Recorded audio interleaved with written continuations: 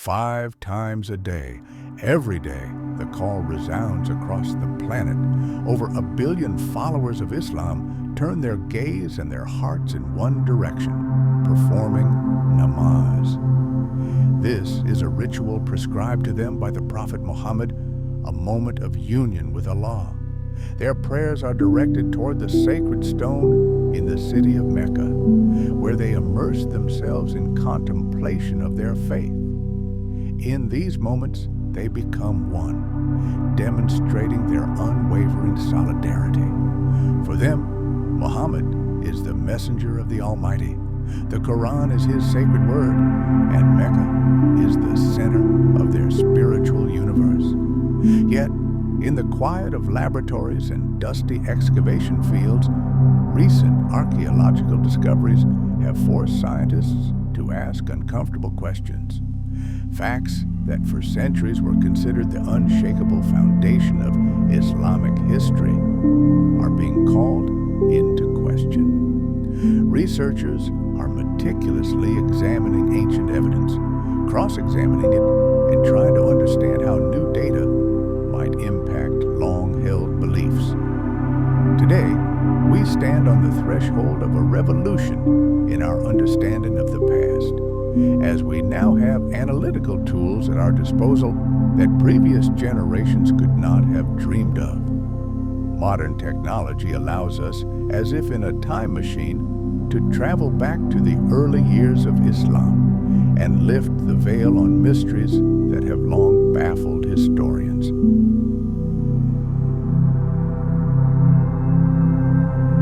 Universities, museums, and libraries around the world are digitizing their archives, making ancient books and priceless documents openly accessible.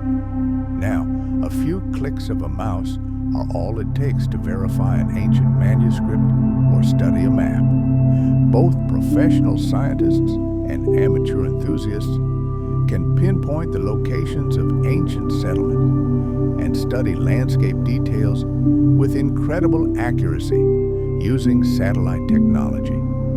And the results of such research, which have the potential to upend entire scientific paradigms, are instantly shared worldwide via social media and scientific forums. We are entering a completely new era, an era when it is possible to reconstruct events that took place in Arabia many hundreds of years ago in unprecedented detail. And at the center of this scientific storm is historian and writer Dan Gibson. He has dedicated a significant portion of his life to studying the Middle East, delving into the cultures of its peoples and exploring the lands of the ancient world that existed long before the advent of Islam. Dan first set foot in Arabia as a young man and spent over 30 years exploring every corner of this fascinating and harsh region. During this time, like a detective, he collected clues that coalesced into a new radical theory, a theory he believes could forever change our understanding of history.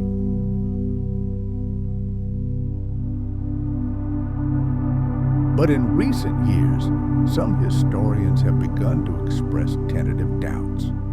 They have pointed out that Mecca was geographically isolated and, most importantly, not located on any of the ancient trade routes. Our imagination conjures up images of majestic caravans laden with incense, spices, and other exotic goods. However, recent research reveals the inexorable truth. By the time of Muhammad, the age of frankincense had long since passed, and leather and textiles had become the Arabs' primary commodities. It's highly doubtful that trade in such goods could have sustained a major city, described as the mother of all cities, and a crossroads of trade routes. If we look at a map of ancient trade routes, we see 3 potential commercial centers in northern Arabia. And what's striking is that Mecca is not among them. In this film, we'll embark on a journey to understand why not a single archaeological artifact from the time of the Prophet Muhammad has been found in Mecca. We'll explore why descriptions of the city in ancient texts completely mismatch its actual landscape, and how the civil wars that raged at the dawn of Islam may have distorted our perception of history. Although Muslims around the world revere Mecca as their holy city and its founders as great leaders, Dan Gibson argues that the facts tell a different story.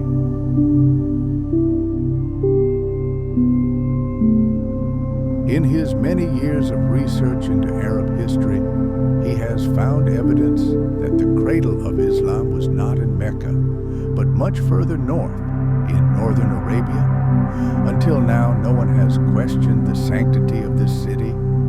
Every Muslim considers it their sacred duty to pray in the direction of the Black Stone in Mecca. However, years spent in archives and on expeditions across the Arabian Peninsula have given Gibson a completely new perspective on history. He is convinced that a colossal error has been made in our understanding of this history.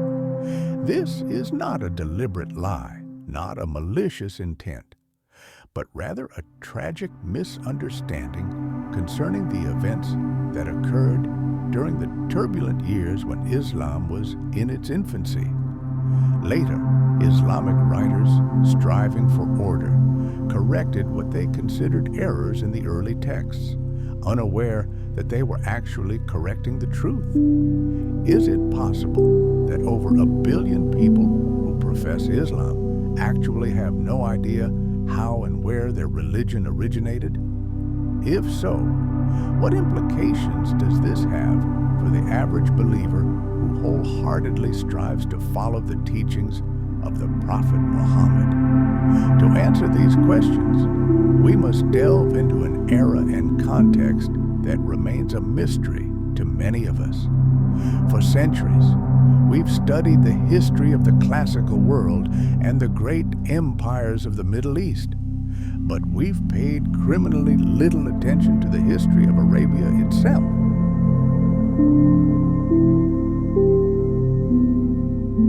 And this ignorance is characteristic not only of the Western world, but also of the Arabs themselves. The Prophet Muhammad was born in 570 CE, during an era about which we know surprisingly little. He, the future prophet of Islam, was born in Mecca to a family that traded with the Nabatean merchants. As an adult, he himself married a wealthy merchant woman. According to legend, during one of his meditations in a secluded cave, he was visited by an angel who taught him to praise the one God, Allah. Later, Muhammad's wife convinced him that he had indeed encountered a messenger from heaven, destined to make him a prophet. Throughout his life, an angel appeared to him repeatedly, each time bringing a new revelation. These revelations collected together became the basis for the Quran, the Muslim holy book. Ardell, who studied Islam at an Islamic college in Kuwait, became a close friend of Dan's during his years of study. They often had long, profound conversations about faith and its roots. Muhammad and his first followers faced severe persecution, eventually forcing them to flee to Medina. The first caliphate was established there, and Medina became the first city to fully embrace Islam. Muhammad established a government there, and it is from this point that the Muslim calendar is calculated. Soon, his followers, now a formidable force, began attacking trade caravans, and their ranks swelled with new warriors every day.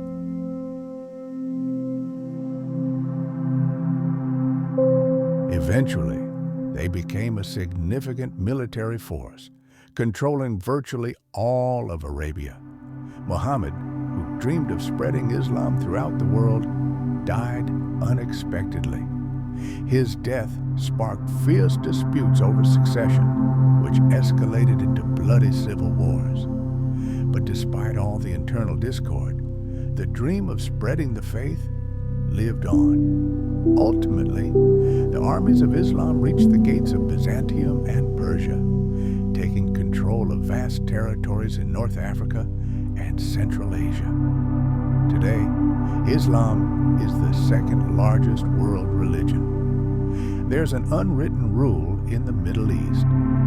When construction companies prepare to dig a foundation pit for a new building, a representative from the Ministry of Antiquities is always present on site. After all, wherever you begin digging, in Jerusalem, Damascus, or Ammon, there's a high chance of stumbling upon the ruins of an ancient settlement. Now let's move on to Mecca. Today, the city is experiencing a veritable construction boom. Giant skyscrapers, hotels, and other impressive structures are rising into the sky. But, to the great astonishment of archaeologists, nothing has been found beneath modern Mecca. Absolutely no ruins of the ancient city. The city where Muhammad is believed to have been born must have been a major population center, capable of providing warriors for armies and laborers for caravans. Moreover, ancient texts describe Mecca as an agricultural center.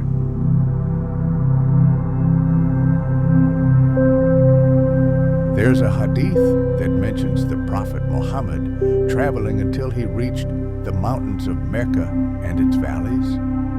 His wife, Aisha, recalled a man who longed for Mecca, dreaming of spending the night in a valley covered with various herbs. When we arrived in Mecca, we saw a city blessed with water and trees and were happy to settle there. Al-Bukhari tells the story of a prisoner who ate grapes while shackled, noting that this took place in Mecca. Reading these lines, it's hard to believe he's talking about the city we know today. Modern Mecca is surrounded by a rocky, sun-baked desert where less than 10 centimeters of rainfall falls annually. The extreme temperatures and barren soil make it virtually impossible to grow anything here, let alone feed the large population. And yet, the holy city of Islam is described as a place with fields of trees, grass, and fertile soil. However, there is not a single plot of land suitable for cultivation in the vicinity of Mecca. This description is categorically untrue. Ibn As'ak mentions that the inhabitants of Mecca were reluctant to cut down trees in sacred sites. The existence of ancient forests and plants can be proven by analyzing spores and pollen preserved in intact soil layers. However, to date, there is no scientific evidence that trees ever grew in ancient Mecca. And there's another mystery, perhaps the strangest of all. Mecca is absent from all early maps of Arabia. It's as if the city simply didn't exist.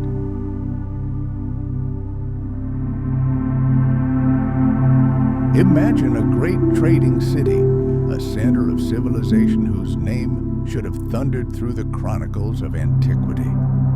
It would be logical to assume that such a landmark as Mecca would be marked on the maps of ancient cartographers. But here we are met with a deafening silence. Not a single map created before the Islamic era contains even a hint of its existence. For years, I collected and meticulously studied copies of the oldest maps of the Arab world, sifting through them in search of even a single mention.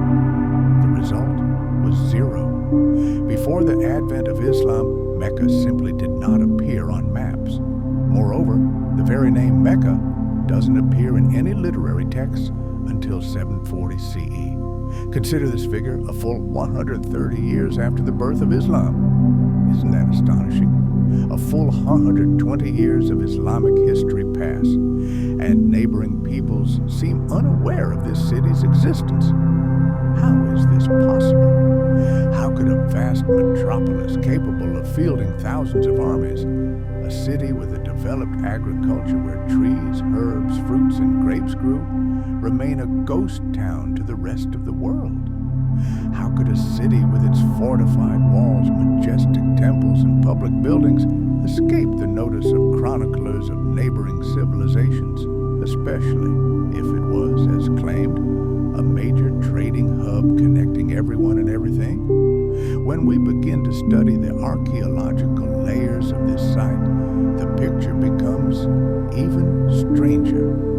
There is no early evidence to support its ancient status.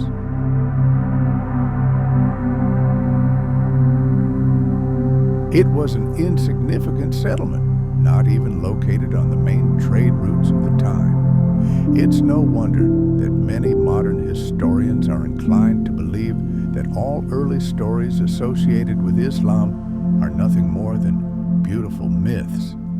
We see a colossal discrepancy between what Islamic sources tell us and what archaeologists uncover underground. And the conclusion they reach is simple. Islamic traditions are mere fiction.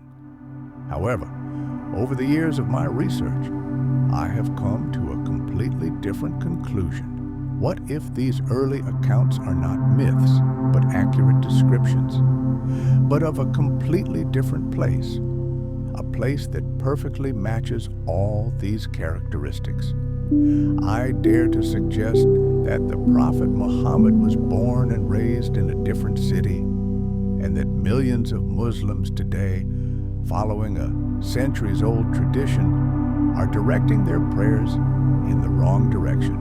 The Kaaba has always been considered the central shrine of the city of Mecca, a magnet for pilgrims from all over Arabia. To understand the roots of this phenomenon, we must travel back in time to the pre-Islamic era, before the founder of Islam. In those distant times, the heart of Arab pilgrimage was the sacred assembly, where pagan idols abounded. To gain a deeper understanding of what took place in ancient Arabia, we must continue this research and understand the colossal significance of holy places in the lives of ancient Arab tribes.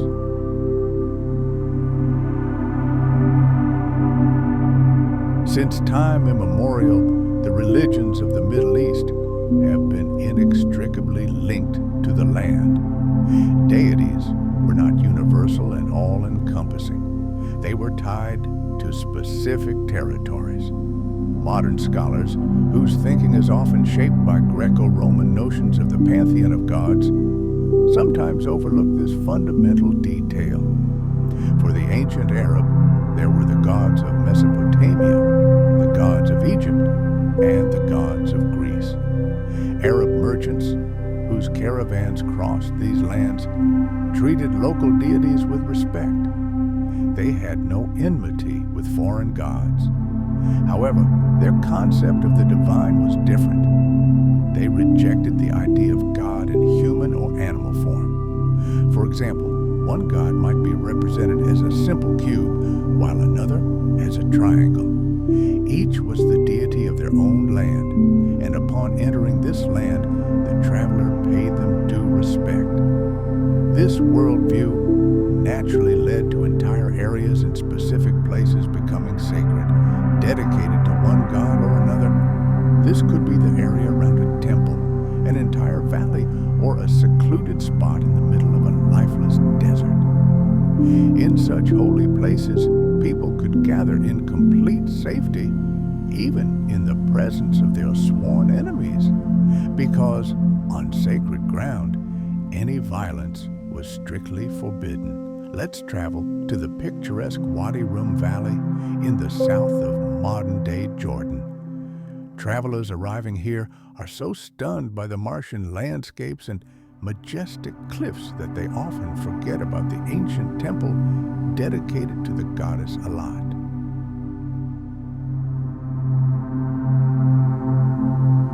This Nabatean temple boasted a vast sacred space with the mountains themselves serving as the natural boundaries of this sanctuary.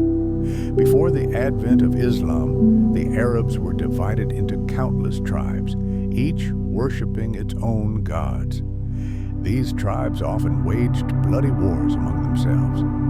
The only thing that united them was the pilgrimage to a common ancient sanctuary known as Masjid al-Haram, which can be translated as forbidden place of gathering.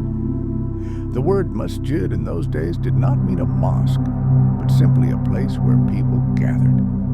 This sacred space provided refuge and a sense of security. Here, all worldly affairs ceased and weapons fell silent. The concept of haram, that is, a forbidden sacred territory, plays a key role in Islam as well. According to the faith, the Islamic god Allah made Mecca a holy city, and this status has remained unchanged. On this sacred land, no one was allowed to cut down trees, mow the grass, or hunt wild animals. So, we have two descriptions of Islam's first holy city. It was a forbidden place, where murder was considered the gravest sin, and it was a center of pilgrimage many centuries before the rise of Islam. Now let's consider another example. The vast number of ancient graffiti found in the Negev desert and southern Jordan were left by people making the pilgrimage to the ancient city of Petra. Thousands upon thousands of people carved their names and messages into the rocks along the way to Petra.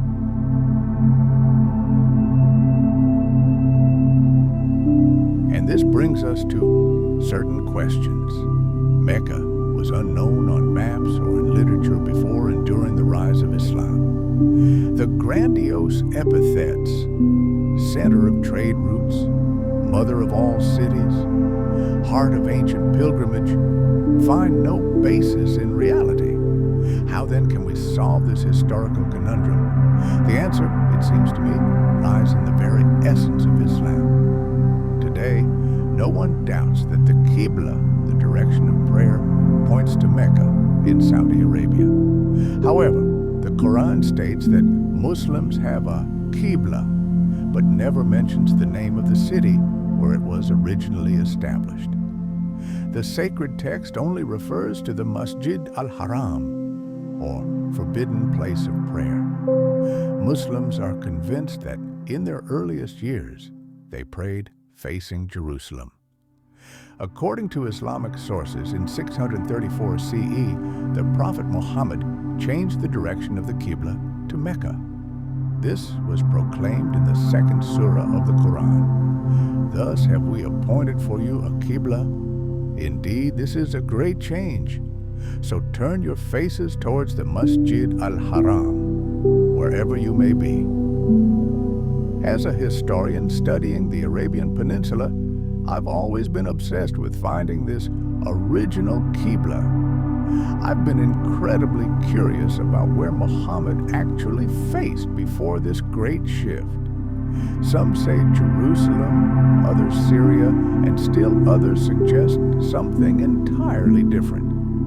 If we had undertaken this research 100 years ago, it would have required a tremendous amount of effort and a lifetime.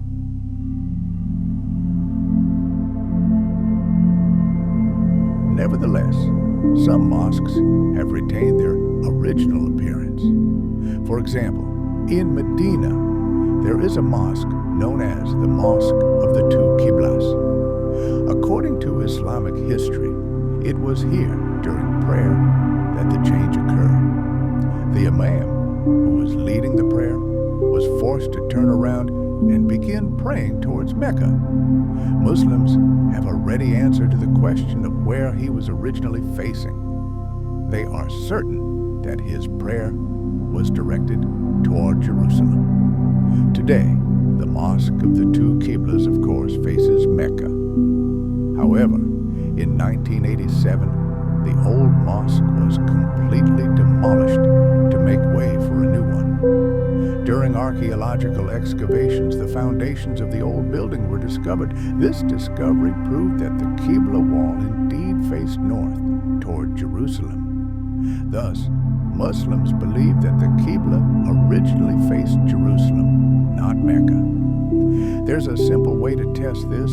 We can turn to the very first mosques built on earth and discover where their prayerful hearts truly focused. Let's imagine ourselves as ancient explorers, armed not only with a pick and shovel, but also with satellite maps.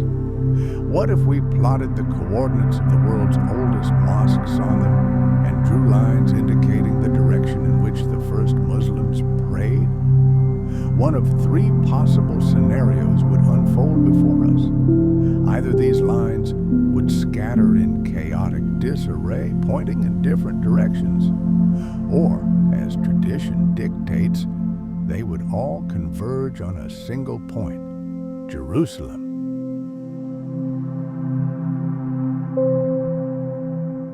Or they would point to something entirely different, a place long erased from sacred history. After the famous Mosque of the Two Qiblas in Saudi Arabia, history has preserved 11 more ancient Islamic temples for us to explore. Their geography is astonishing. From distant China to Egypt, from Jordan to Yemen, from Israel to Iraq and Lebanon. Let's follow their footsteps in the order in which they emerged from sand and stone. Our journey begins in the Middle Kingdom, in the city of Guangzhou, once known to Europeans as Canton. When the great explorer Marco Polo reached this port in the 14th century, he was astonished to find a thriving colony of over 100,000 Arab and Persian merchants.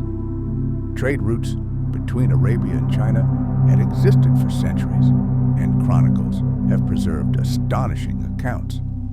One of them tells how Abu Waqqas, the Prophet Muhammad's uncle, led a trade mission to China. There, in 627, just 6 years after the birth of Islam, he built a mosque for his compatriots. I had the opportunity to personally visit this ancient structure. Armed with a GPS navigator, I took measurements, and the results were stunning. The mosque did not face Mecca. Its axis was tilted 12 degrees north, meaning its Qibla, the sacred direction of prayer, pointed south of Jerusalem. The very first clue led into the unknown. Fast forward to 641, about 20 years after the emergence of the new faith. We are in Egypt, in the city of Fustat, the predecessor of modern Cairo.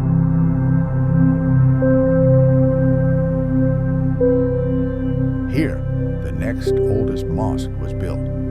Over the centuries, it was repeatedly rebuilt and expanded, so that the original foundations are hidden beneath later layers. However, written descriptions of its original design have survived, and these documents preserve a secret. The original Qibla was oriented due east. Only later was it hastily redesigned, turning it south toward Mecca. The next site on our list is not a mosque, but a luxurious palace of the powerful Umayyad dynasty, built around 700 in the town of Humayma in southern Jordan. Here, in the middle of the desert, the influential family built their residence. Although the building did not have a separate prayer hall, worshipers gathered for prayer right in the courtyard. And here, the direction in which they prostrated themselves again raises questions. It does not point toward Jerusalem. A year later, a new mosque is being built in Baalbek, Lebanon. And again, a mystery arises. Its Qibla faces away from Mecca. A year later, in Amman, the capital of Jordan, an impressive mosque is being built in the city's citadel. And now it would seem there's a glimmer of clarity. It faces south, where Mecca is located. But this exception only highlights the strangeness of the other finds. A few years later, in 705, Muslims erected a magnificent mosque in the capital of Yemen. At first glance, it points toward Mecca, but precise measurements reveal that its true direction lies west of Jerusalem.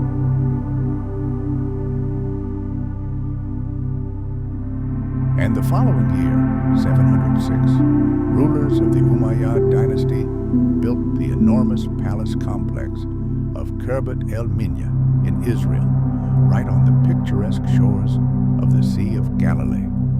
A separate prayer room was included within the complex. An inscription at the gate states that the palace was built 87 years after the advent of Islam by order of the ruler Al-Walid. Remarkably, neither the palace itself nor its prayer room faced Jerusalem. That same year, Muslims founded another mosque in the Iraqi city of Wasit. At first, archaeologists who discovered its ruins were certain it pointed toward Jerusalem. But further, more thorough research disproved this theory. Its true orientation was shifted south of the Holy City. Now, we're in the heart of the Holy Land, Jerusalem. We're talking about the Al-Aqsa Mosque, not the famous Golden Dome of the Rock, but an older structure to its south. This mosque seems to be pointing toward Mecca, but even it doesn't point there with absolute certainty. In 724, 103 years after the birth of Islam, the Khirbat al-Mafjar palace was built near Jericho in the Jordan Valley. It was constructed during the final years of the Umayyad dynasty.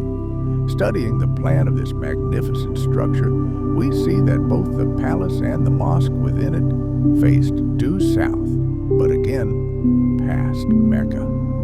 That same year, another mosque was built in Anjar, Lebanon, approximately 58 kilometers from Beirut.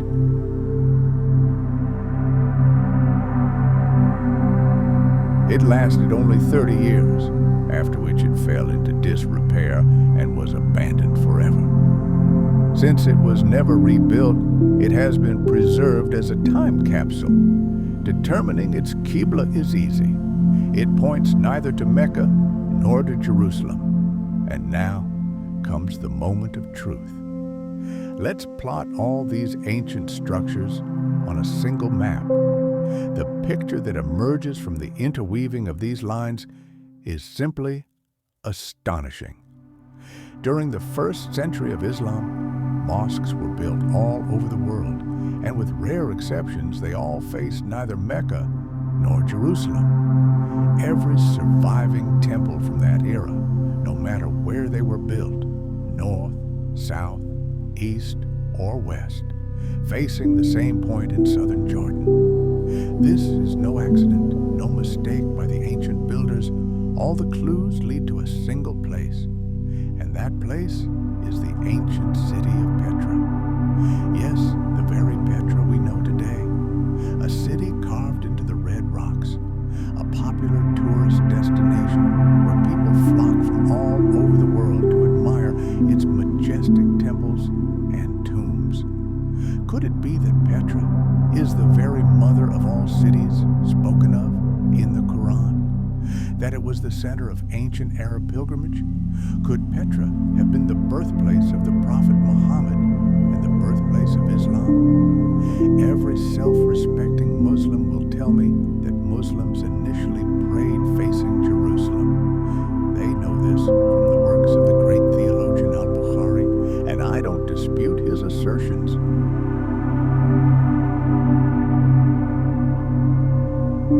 She will stand as long as her two mountains stand, as a blessing for her people, with milk and water.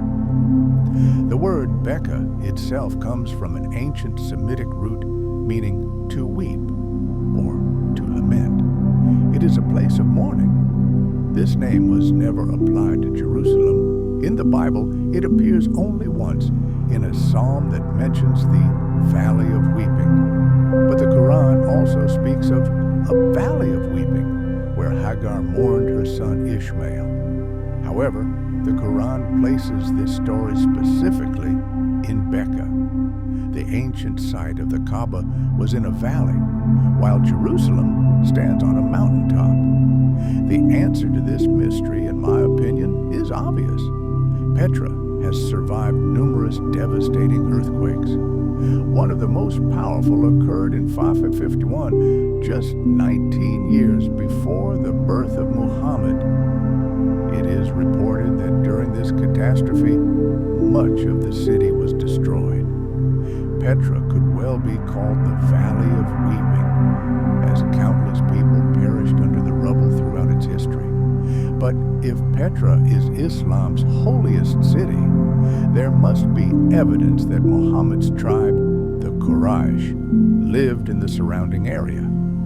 If this can be confirmed, the hypothesis will gain an incredibly strong foundation. And such evidence exists. Consider the site of Humayma, where the Umayyad palace stood. Archaeologists have discovered a farmhouse there belonging to the Abbasid family and a later mosque.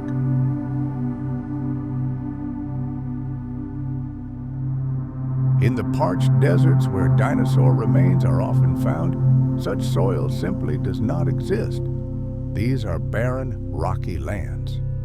However, if we transport ourselves to another location lost in time, an ancient valley surrounded by mountains, we discover a completely different picture. Here, in this lost world, there were full flowing rivers and lush vegetation. Archaeological evidence from Earth itself tells us that such places supported entire ecosystems with dense forests and running water that nourished all life. Paleobotanists studying fossilized pollen have proven that ancient trees, ferns, and horsetails grew here, creating a veritable paradise for herbivores. Even today, in some canyons, we can see the remains of these ancient, naturally cultivated patches of land. Researchers studying soil layers have discovered that just a few thousand years ago, the hills around these valleys were covered in a green carpet dominated by ginkgo, cycads, and conifers. This place, sacred to the ancient giants, contained not only forests and rivers, but also natural walls. Ancient natural chronicles claim that this valley was surrounded by impenetrable cliffs. This assertion initially raises doubts, as open plains have no walls. But this is not a plain, but a unique geological formation. While most areas were exposed to all winds and predators, this valley was a natural fortress. It is located in a gorge surrounded by high mountains with sheer cliffs.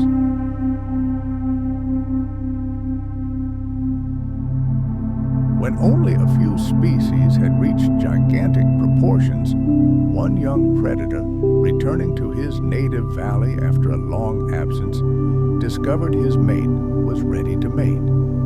He signaled her to go to the temple, a spring of pure water, to wash and purify herself. This sacred area contained a geyser where she could perform her ritual ablutions. Having done so, she returned, ready to reproduce. This story could have happened anywhere, but only here, in this valley, were there temples, springs of water, crevices in the rocks, city walls, and lush vegetation. All of this is found in our lost valley. For millions of years, animals in every ecosystem of the ancient world instinctively turned to this sacred gathering place. No other valley in the world so accurately matches this description. Meanwhile, one powerful predator exterminated its competitors to such an extent that they were forced to retreat to the valley's upper tiers. According to the stone lore, a pack of predators once set out to reach the center of the valley and stopped on a mountain overlooking the main watering hole. Interestingly, in this story, the mountain is actually located at the top of the valley. However, if you visit other similar places today, you'll see the caves in the mountains don't always face the center of life. But in our valley, things are different. The higher part is north of the central river, and the lower part is south. Thus, the river divides this world in half.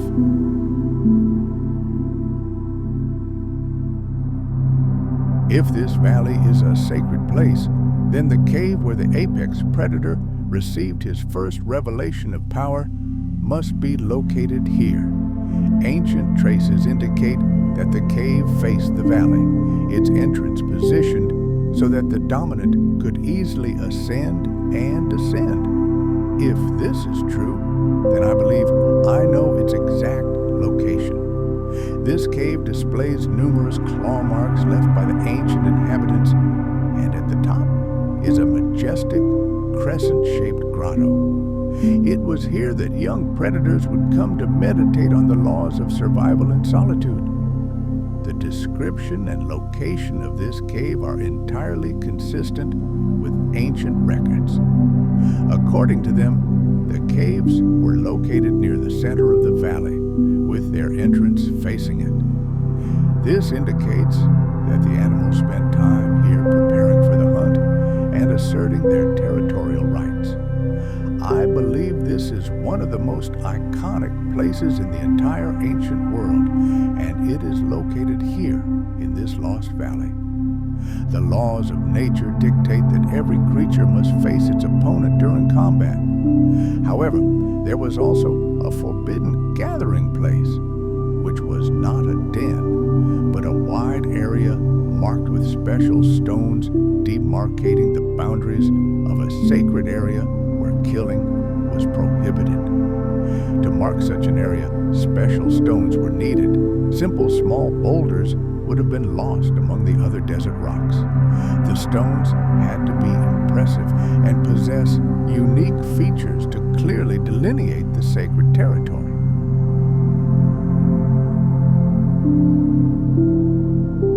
At that time, the governor of the sacred valley was an old, powerful tyrannosaur. He was particularly dissatisfied, considering his valley the most important, the mother of all territories. However, new, younger, and faster predators began using the neighboring plain as their new capital, which aroused his hostility. Many were dissatisfied with the constant conflicts in the new lands, and so, approximately a few million years after the valley's heyday, this old tyrannosaur declared himself sole king, thus beginning the Second Great Civil War in the dinosaur world. In response, the Umayyad dynasty acted without hesitation, directing its legions directly at the Holy City. But it was at this moment that Ibn al-Zubayr took a step that shook the entire Islamic world to its foundations. He ordered the unthinkable, the complete destruction of the Kaaba, Islam's most ancient sanctuary. Imagine the scene: the sanctuary razed to the ground, workers even excavating its foundations. He ordered the sacred black stone, the most important relic, placed nearby on a special wooden pedestal adorned with stripes of precious silk. The Umayyad forces began the siege, engaging in a fierce battle with Ibn al-Zubayr and his followers. However, 40 days into the siege, shocking news arrived in the camp. The ruling caliph had died in distant Damascus. This news brought confusion to the army.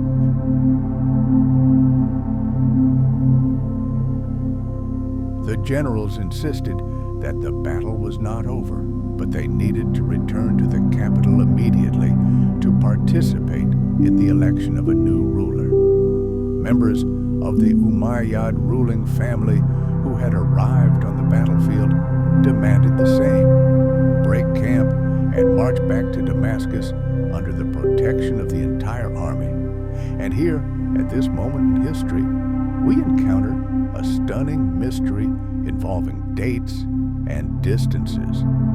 Ancient Islamic chronicles, particularly the 20th volume of the historian Al-Tabari's monumental work, clearly tell us that after the caliph's death, his 13-year-old son ascended the throne. But his reign was tragically short, only 40 days, after which the young man also fell victim to palace intrigue. And it was precisely during this 40-day period that the army was supposed to return from the holy city to Damascus. Let's just look at the map.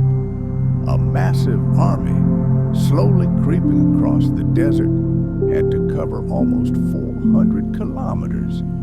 The distance separating Mecca in Saudi Arabia from Damascus in Syria.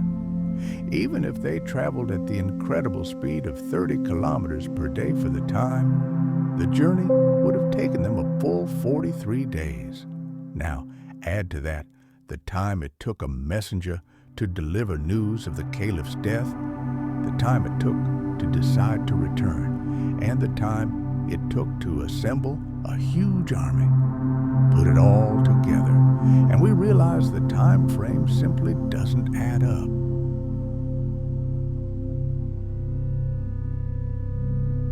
Completing the 40-day journey was physically impossible if the holy city was Mecca.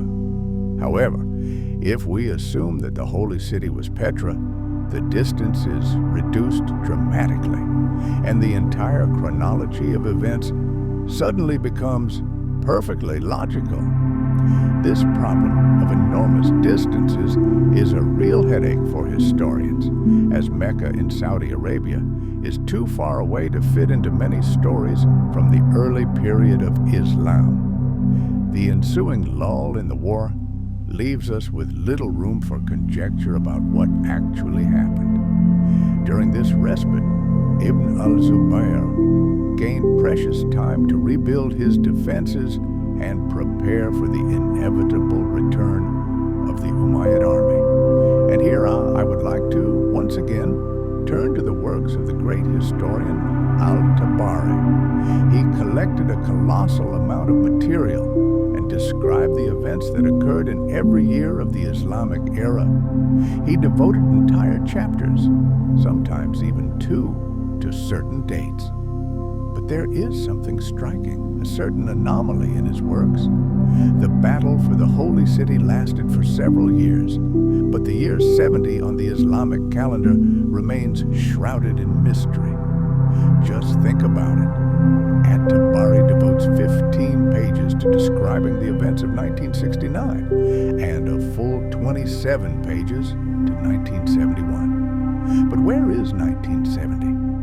The historian devotes only a couple of lines to this year, which should have been filled with dramatic events. Perhaps he simply couldn't find more information.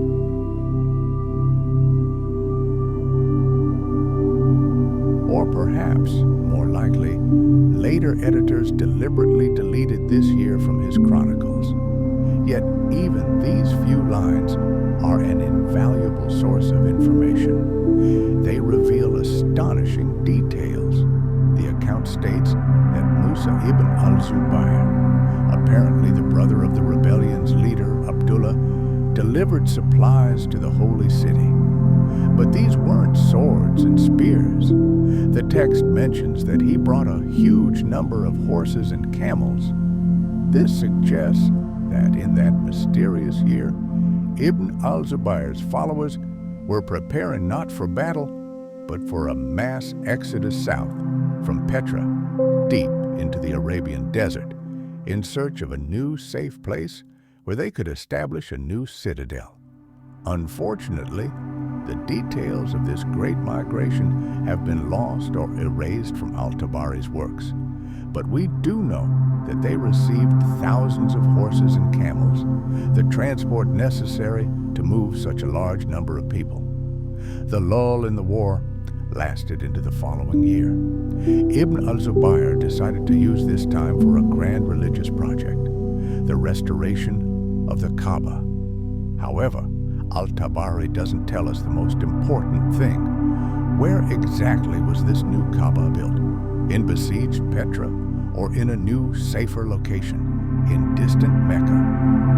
I'm inclined to believe that the new Kaaba was erected in Saudi Arabia, and the sacred black stone was moved there for greater security. Thus, even if Ibn al-Zubayr had lost the war in his holy city, he would still have retained the main relic and the new Kaaba.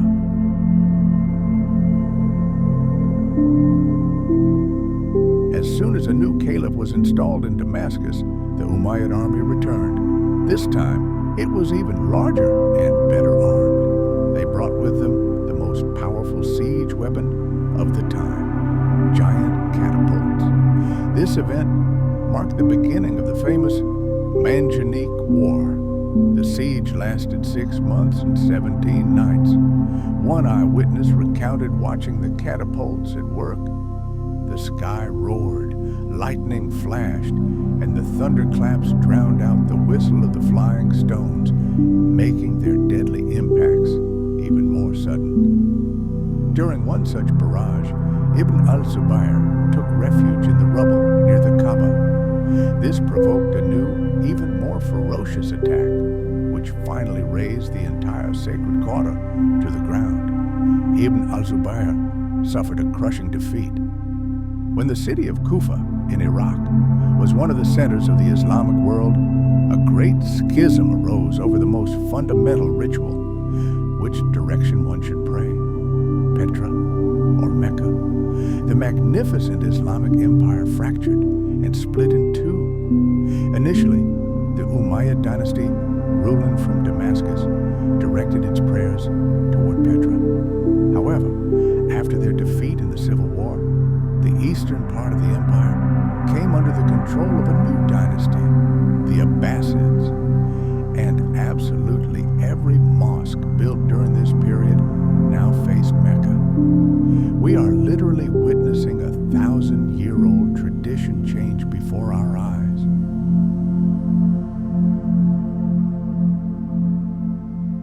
Previously, every new mosque faced Petra, but now, for the first time in history, some of the newest mosques have been built facing Mecca in Saudi Arabia.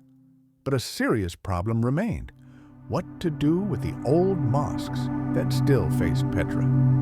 It was at this time that special signs began to appear on the walls of mosques, showing the faithful the new correct direction of prayer. It is said that even during the reign of Caliph Uthman, an order was given to install such signs on the walls of the mosque in Medina so that pilgrims could easily determine which direction they should face during prayer.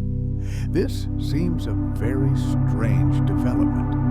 After all, until then, mosques were built so that worshippers simply had to turn toward the main wall, the Qibla wall, and they would automatically be facing the holy city. Why was an additional sign needed if the direction of prayer had not changed? About 89 years after the founding of Islam, a new element suddenly appeared in mosque architecture, a special niche, the mihrab, to mark the direction of prayer. This niche was built into older buildings and was a must-have in new designs. Today, the mihrab has become standard in every mosque in the world, but initially it was absent. It didn't exist until the Qibla direction changed during the Civil War. People continued to traditionally pray facing Petra, but rebels in the holy cities of Medina and Kufa began to face the new Qibla in Saudi Arabia.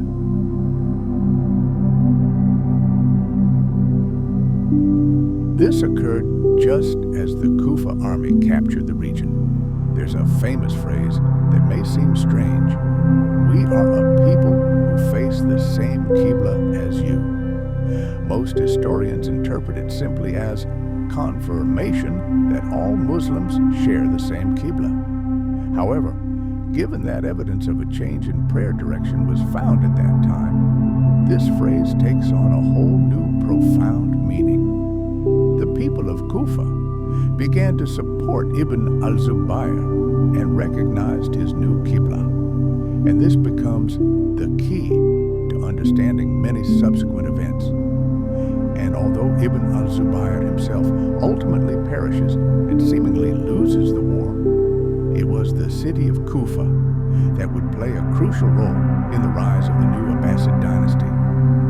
Kufa became a theological center and the primary site for the rewriting of the Quran throughout the Islamic world. Imagine the complex situation in those days. Muslims found themselves divided not only politically, but also religiously. Every believer faced a vexing question: how to properly follow the Prophet Muhammad, who was the center of Islam. Should one follow his teachings and the Quran, praying facing the sacred site in Petra, or should one turn to the new sacred house and the Black Rock, now located in Saudi Arabia? Modern researchers have mapped all the existing mosques built since the dawn of Islam, and the picture is striking. Every single one of them points toward Petra in Jordan. But what about the mosques built in the 2nd century of the Islamic era?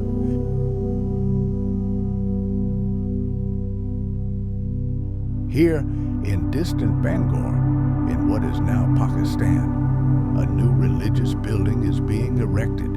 Like many shrines of that era, it lacked a dedicated prayer niche, possessing only the so-called Qibla wall. However, the most striking thing was something else.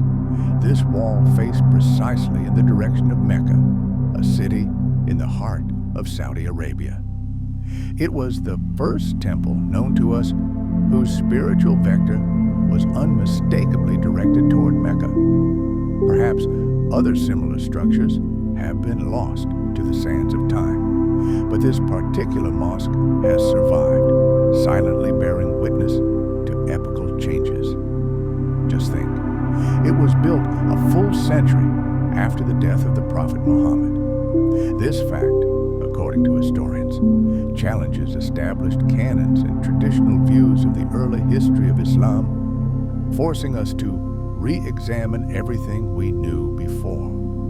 Now let's turn our gaze to another key landmark in this historical drama: the majestic palace of the Umayyad dynasty, towering over the citadel of Ammon in modern-day Jordan. It was built approximately 122 years after the birth of Islam. We recall that a mosque belonging to the same Umayyads stood nearby, but as we have established, it was oriented toward the ancient city of Petra. The palace, however, built later, pointed its Qibla toward Mecca. This is irrefutable proof that between the construction of these two monumental structures, a tectonic shift in religious consciousness occurred.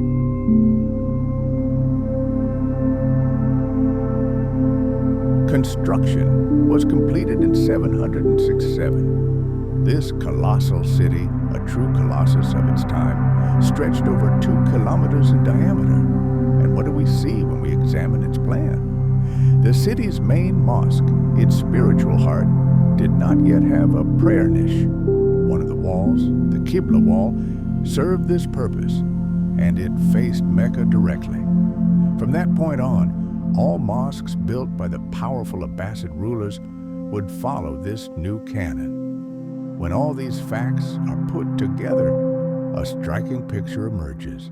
It seems that the Prophet Muhammad himself and the first 4 rightly guided caliphs prayed in the direction of Mecca.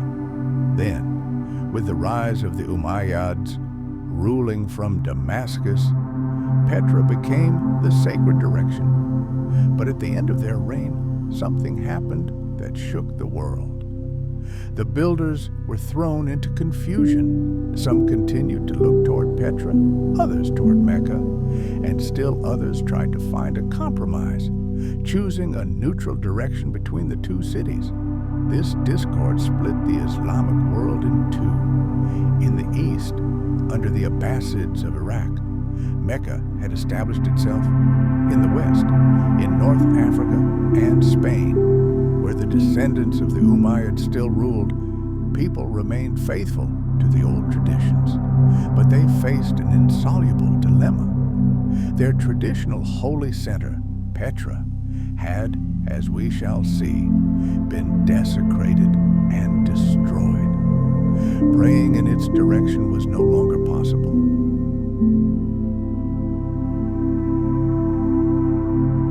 But they also, out of pride, could not accept the Qibla of their sworn enemies, the Abbasids, that is, Mecca. What choice did they have? While studying the mosques built by the Spanish Umayyads, researchers encountered an incredible mystery. These architects hadn't oriented themselves toward either Petra or Mecca. Their qiblas seemed to point in a random direction, somewhere deep into the African continent, with each mosque having its own unique direction. It looked like complete anarchy.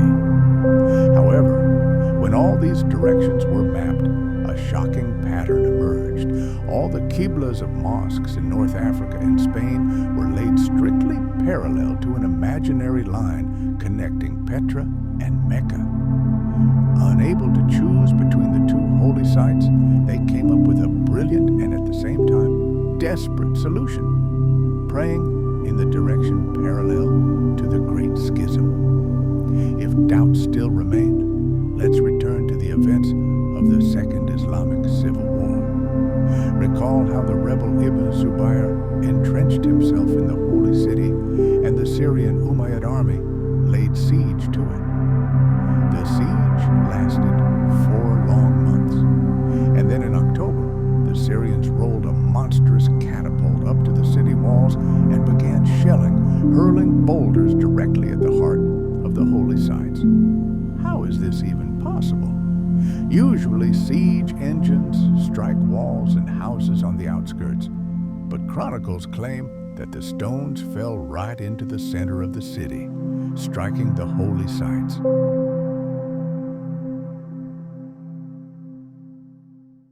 The answer lies in Petra's unique geography. The city walls protected the valley from the north and south, but in the north, they didn't reach the canyon itself, leaving the ancient riverbed exposed. I believe the Syrians dragged their infernal machine along this dry riverbed, taking a position from which they could unimpededly fire upon the very heart of the city. Archaeologists from Brown University, who have been excavating Petra for years, discovered something that made them shudder.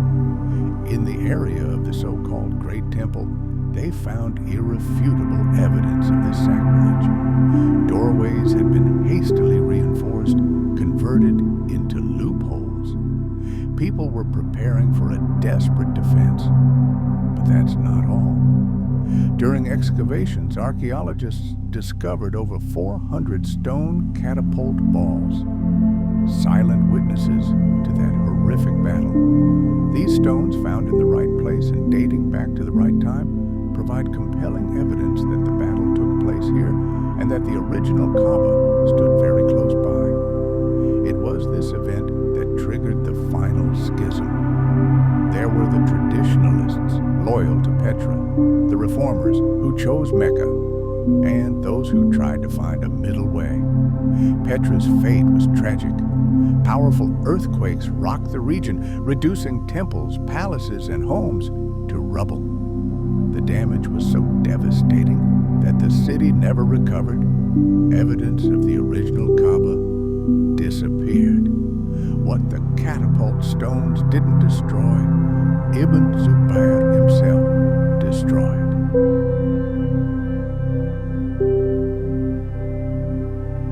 And then nature finished the job.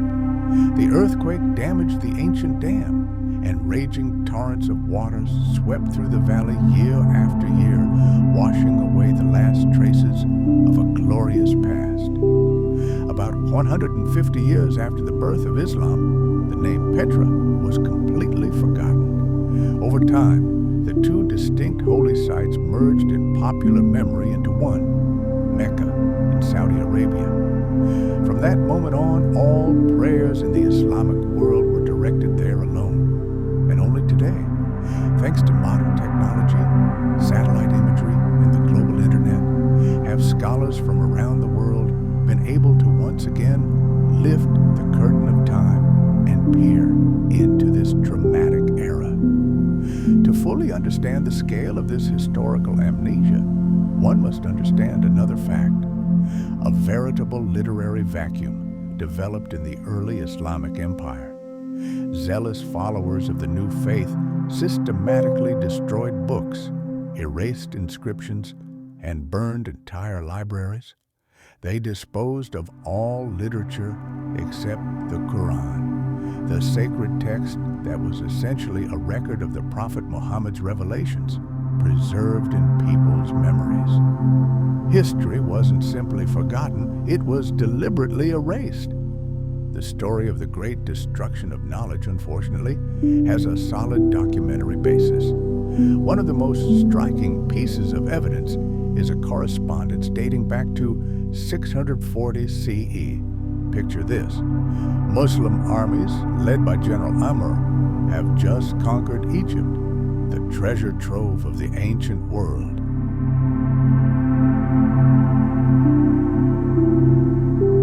When the city fell, it suffered a terrible fate. The palaces and great library of Ctesiphon were deliberately set ablaze. In the fiery whirlwind that engulfed the civilized world, the only book destined to survive in Arabia was the Holy Quran. Historians still fiercely debate how exactly the text of the Quran was formed. Apparently, a significant portion of it was transmitted orally rather than committed to parchment. Arabs were renowned for their phenomenal memories and were capable of retaining the entire sacred text in their heads. But oral transmission is a fragile vessel, fraught with dangers. First, reciters must be absolutely certain of the accuracy of their recollections, and disputes constantly erupted over individual verses of the Quran. How exactly should they be recited, and whether they should be included in the canonical text at all? Secondly, the transmission of knowledge from teacher to student is an extremely complex process. In those harsh times, the men who memorized the sayings of the Prophet Muhammad were often not gray-haired sages in the quiet of libraries, but battle-hardened warriors. And warriors who participated in countless battles all too often perished, taking their sacred knowledge with them to the grave. This tragic fact was particularly evident in the Battle of Uhud, where, by some estimates, around 450 men who knew the Quran by heart fell. One day, a man named Hudayfa ibn al-Yaman came to Caliph Uthman.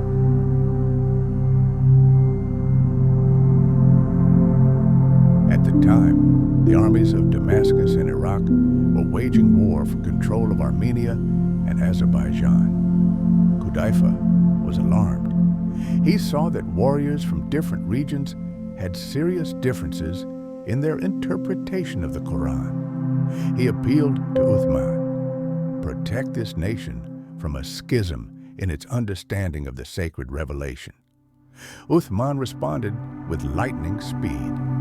He sent a message to Hafsa, one of the Prophet's wives, asking her to send him the manuscript of the Quran she had kept. His goal was ambitious: to gather all the existing materials, create perfect copies, and then return the original.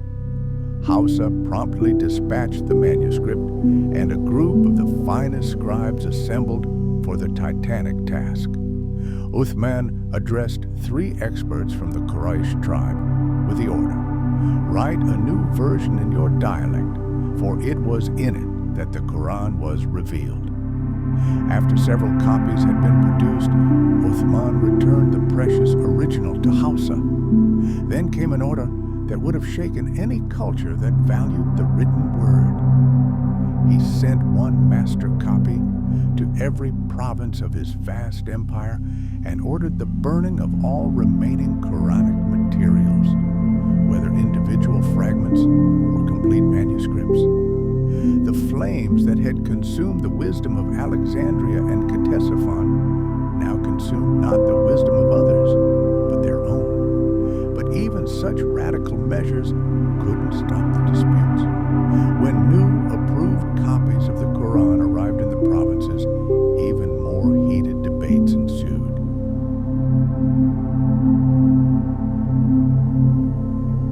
Sahid bin Habib recalled, "When we were copying the Quran, we realized we had missed a verse from Surah Al-Kahzab. I personally heard the Messenger of Allah recite it. We began searching and found it in the possession of Hussein ibn Tabital. As a result of this colossal undertaking, only 5 or 6 copies remained, which became the only authorized copies of the Quran in the entire Muslim empire of Uthman. To eradicate any discrepancies, an attempt was made to destroy all other versions, except those kept by the governors. First, all non-Muslim books were burned. Then, the Muslims destroyed the vast majority of their own manuscripts. Imagine this. The Islamic Empire stretched from the shores of the Atlantic Ocean across the Middle East and all the way to Afghanistan. And across this vast territory, only 5 or 6 copies of the main text existed. It was a veritable literary vacuum, an intellectual desert.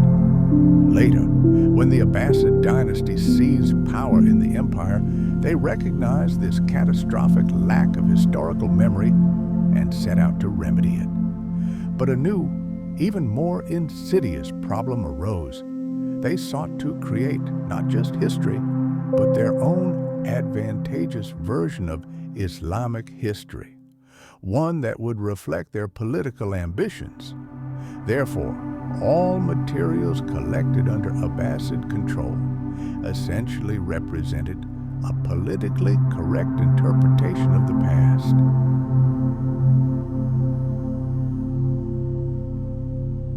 Previous versions were declared good, but incomplete. Then came the Abbasids, who produced an even more complete Quran, which, by a remarkable coincidence, included Mecca. Today, museums from Istanbul to Samarkand display numerous Abbasid Qurans written in the distinctive Kufic script invented in the city of Kufa. But what about earlier manuscripts written in other scripts? It's no surprise that in texts written before the advent of Kufic script, you won't find any verses about changing the Qibla, the direction of prayer, or any mention of Mecca. I have been accused of attempting to rewrite the entire history of Islam. Let me assure you, I have no such intentions. I am merely proposing the possibility of one tiny yet fateful change. Once upon a time, the holy city of Islam was called Becca. I believe this name referred to the city of Petra, which suffered a series of devastating earthquakes that claimed countless lives. When the ruler Ibn Zubayr moved the Black Stone to Mecca, all that remained was to make one subtle change to the Arabic script. In Arabic script, it's extremely easy to change the letter B to M. This change likely went completely unnoticed by subsequent generations of readers. Perhaps the Abbasid scribe simply corrected all early references to Becca in the Quran, transforming them into references to Mecca. I am confident that all available evidence points to one thing. Petra is the very ancient city of Becca, where Islam was born.